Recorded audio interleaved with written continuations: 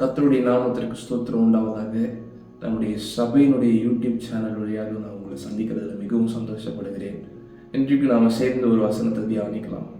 லேவியராகும் 10வது அதிகாரம் முதல் 2 வசனத்தை நான் உங்களுக்கு வாசிக்கிறேன். பின்பு ஆரோனின் குமாரராகிய நாதாபும் அபியூவும் தன் தூப கலசத்தை எடுத்து அவைகளில் அக்கினியையும் அதன் மேல் தூப வர்க்கத்தையும் போட்டு கர்த்தர் தங்களுக்கு கட்டளையிடாத அந்நிய அக்கினியை அவருடைய சந்நிதியில் கொண்டு வந்தார்கள். அப்பொழுது அக்கினி கர்த்தருடைய சந்நிதியிலிருந்து புறப்பட்டு அவர்களை பட்சித்தது. அவர்கள் கர்த்தருடைய சந்நிதியில் செத்தார்கள். இந்த வசனத்துல நாம் பார்க்கிறோம், நாதாபும் அபியும் கர்த்தர் தங்களுக்கு கட்டளையிடாத அந்நிய அக்கினியிலிருந்து எடுத்து தங்களுடைய தூப கலசத்தை நிரப்புறாங்க. இதற்கு முந்தின அதிகாரம் கடைசி பகுதியில தான் நம்ம வாசிக்கிறோம். அப்பொழுதுதான் ஒரு பலி செலுத்தப்பட்டு முடிந்திருக்கிறது. இது மூலமா நமக்கு ஒரு நல்லா தெரியுது. இப்பொழுதுதான் கர்த்தருடைய சந்நிதியிலிருந்து அக்கினி புறப்பட்டு தகன பலியை பட்சித்து எரித்து விட்டது. இப்ப தேவன் கட்டளையிட்டபடி அந்த பலி எரிந்து கொண்டிருக்கிற அந்த அக்கினியிலிருந்து தங்களுடைய தூப கலசத்தை அடுத்த வசனத்துல நாதாபும் அபியூவும் நிரப்பாம என்ன பண்றாங்க, வேறு இடத்துல எரிகிற அக்கினியிலிருந்து தங்க தூப கலசத்தை நிரப்புறாங்க. தேவனுக்கு இது பிடிக்கல. அவங்க கொஞ்ச நேரத்துல செத்து போறாங்க. கர்த்தர் தங்களுக்கு கட்டளையிடாத அந்நிய அக்கினியை தேவனுடைய சமூகத்துல அவங்க கொண்டு வராங்க. கர்த்தர் கட்டளையிட்டது எதுன்னு நம்ம வாசிக்கலாமா? லேவியராகமம் 16வது அதிகாரம் இப்படி சொல்கிறது, கர்த்தருடைய சந்நிதியில் இருக்கும் பலிபீடத்தின் மேலுள்ள நெருப்பு தணலினால் தூப கலசத்தை நிரப்பி பொடியாக்கப்பட்ட சுகந்த தூப வர்க்கத்திலே தன் கைப்பிடிகள் நிறைய எடுத்து திரைக்குட்புறமாக கொண்டு வந்து. இந்த வசனத்தினால நமக்கு நல்லா தெரியுது, அக்கினியை தேவன் எங்கிருந்து எடுக்கணும்னு விரும்புறாரு. கர்த்தருடைய பலிபீடத்துல அந்த பலி எரிந்து கொண்டிருக்கிறது கர்த்தருடைய அக்கினினால.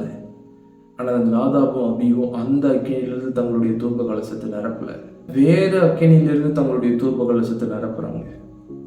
பாருங்க, ஆரோனுடைய பிள்ளைகள் எவ்வளவு மேன்மையான ஊழியத்திற்கு அழைக்கப்பட்டாங்க. இன்றைக்கும் நான் உங்களை பார்த்து ஒன்று சொல்லுகிறேன், உங்களுக்காக பலியிடப்பட்ட ஒரு பலி சிலுவை என்கிற பலிபீடத்தில் இருக்கிறது. நீங்க அதுல இருந்தா உங்களுடைய அக்கினியை எடுக்கிறீங்களா? யோசிச்சு பாருங்க. பாஸ்டர்ஸ், லீடர்ஸ், ஊழியத்தில் இருக்கிறவங்க எல்லாரையும் நான் பார்த்து ஒரு கேள்வியை கேட்கிறேன், உண்மையாகவே கர்த்தருடைய பலிபீடத்தில் இருக்கிற அந்த அக்கினியிலிருந்து தான் உங்களுடைய செய்திகளை நீங்க எடுக்கிறீங்களா? உங்களுடைய ப்ரிப்பரேஷன்ஸ் அந்த பலிபீடத்தில் இருந்தா வருதா? யோசிச்சு பாருங்க.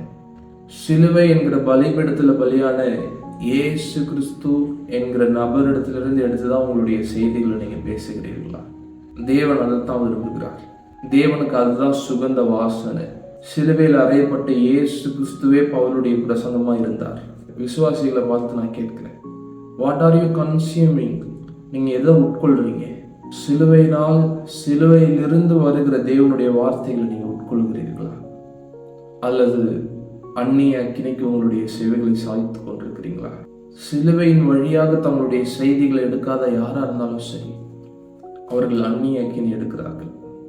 சிலுவை என்ற ஒரு சம்பவம் நடக்காதது போலவே மக்களை கடிந்து கொண்டு தேவனுடைய கோபம் மேல இருக்கு, சாபம் மேல இருக்குன்னு சொல்லுகிற பாஸ்டர்ஸ் உண்மையாகவே அந்நிய அக்கினியிலிருந்து எடுத்து பிரசங்கித்துக் கொண்டிருக்கிறீங்க. கலாத்தியர் 3:13 வாசிக்கிறோம், அவர் நமக்காக சாபமானார், அதனால நமக்கு சாபம் இல்லை. தேவ கோபத்தை குறித்து ஏசாயா 54வது அதிகாரத்துல வாசிக்கிறோம், இனி நான் உன் மேல ஒருபோதும் கோபம் கொள்வதில்லை, இனி நான் உன்னை கடிந்து கொள்வதே இல்லைன்னு தேவன் தன்மையில் ஆணையிட்டார்.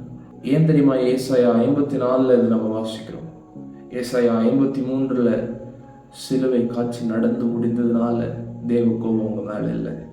தேவனுடைய கோபம் ஒட்டு மொத்தமாக எல்லா அநியாயத்தின் மேலும் சிலுவையில செலுத்தப்பட்டது. அதனாலதான் இன்றைக்கு உங்க மேல தேவனுடைய கோபம் இல்லை. அந்நிய அக்கினிக்கு இடம் கொடுக்காதீங்க உங்க வாழ்க்கையில. அது உங்களுக்காக தேவன் வைத்திருக்கிற பெரிய காரியங்களை நீங்க இழக்கும்படி செய்யும். தேவனுடைய பலிபீடத்துல பலியான பலியை எடுத்து உட்கொள்ளுங்க, அதிலிருந்து எடுத்து பேசுங்க. தேவன் இதுல பிரியமாய் இருக்கிறார். கர்த்தர் உங்களை ஆசீர்வதிப்பாராக. ஆமென்.